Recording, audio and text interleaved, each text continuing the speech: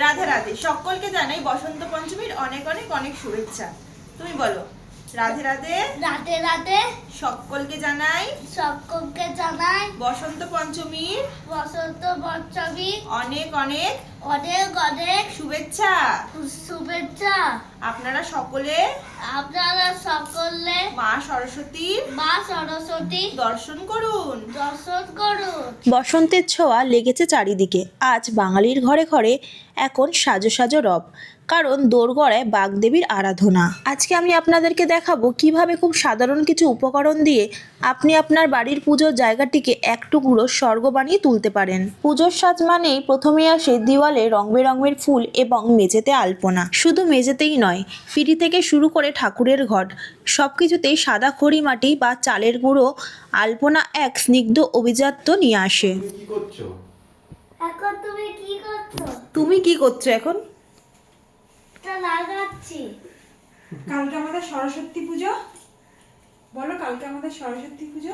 আমাদের কালকে সরস্বতী পুজো, তাই এটা আমরা করছি। কামারি।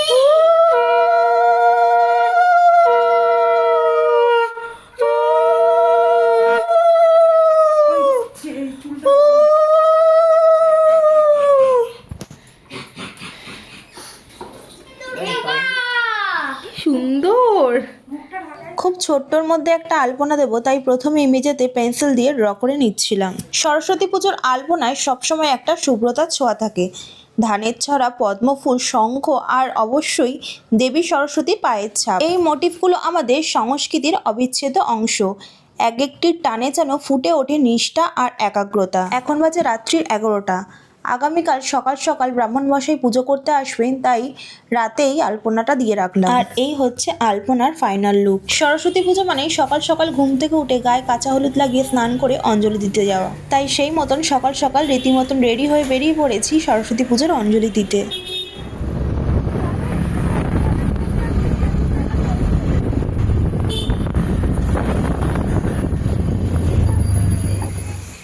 আমরা এসে গেছি। ঠান্ডা লাগছে না বাবাই? হ্যাঁ, তুই কিছু পরিসনি? জ্যাকেট ফ্যাকেট তো পরে আসবি, বিয়ের মধ্যে চলে আসবি তুই। এখানে সরস্বতী পুজোর জোগাড়ের জন্য কাজ চলছে। সরস্বতী পুজো মানে শুধু একটি দিনের উৎসব নয়, এ হলো সুন্দরের আরাধনা। মা সরস্বতী হলেন বিদ্যা, বুদ্ধি এবং শিল্পকলার দেবী। তার হাতে বীণা আমাদের জীবনে ছন্দ শেখায়, আর তার হাতের পুস্তক আমাদের অজ্ঞানতার অন্ধকার থেকে আলোর পথে নিয়ে যাওয়ার পথপ্রদর্শক। মায়ের পরনে রঙিন শাড়ি এবং সাদা পদ্ম সবকিছুই শুদ্ধতার প্রতীক। এই শুভ্রতা আমাদের মনে করিয়ে দেয় যে শিক্ষার আসল উদ্দেশ্য হলো মনকে কলুষমুক্ত রাখা। সরস্বতী পুজোর মহিমা আমাদের শেখায় কেবল বইয়ের জ্ঞান নয়, বরং চরিত্রের পবিত্রতাও অর্জন করা প্রকৃত বিদ্যা। মায়ের বাহন হংস বা রাজহাঁস, এর এক অদ্ভুত ক্ষমতা আছে। দুধ ও জলের মিশ্রণ থেকে যে শুধু দুধটুকুই গ্রহণ করে, এটি আমাদের জীবনের বড় একটি শিক্ষা দেয়। এই বিশাল পৃথিবীর ভালো মন্দের ভিড় থেকে যেন আমরা শুধু ভালোটুকুই গ্রহণ করার বিবেক লাভ করতে পারি। এবার ব্রাহ্মণ মশাইও চলে এসেছেন, শুরু হবে মায়ের আরাধনা। আসুন আপনারা সকলে দেবী সরস্বতীর পূজা দর্শন করুন।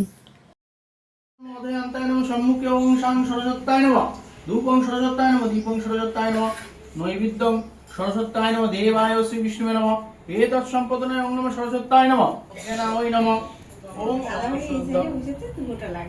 মাঘমাসে বাস করে শুক্লপক্ষে পঞ্চমী তিথি বসন্তের শুরুতে যখন প্রকৃতির রূপ পাল্টে যায়, ঠিক তখনই আমরা বিদ্যাদেবীর আরাধনা করি।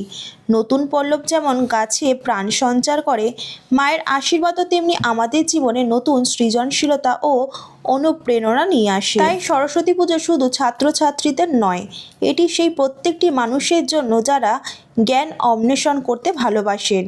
মায়ের চরণে আমাদের এইটুকুই প্রার্থনা।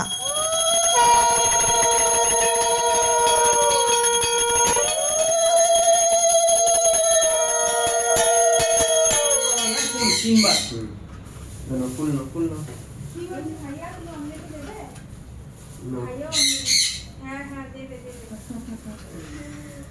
হ্যাঁ দেবে। দিচ্ছে না ওদের ওই জন্য চিল্লাচ্ছে। দাঁড়া দিদি ওদিকে পাস করে দাও। ভাইয়া দাঁড়া মা দিচ্ছে একেবারে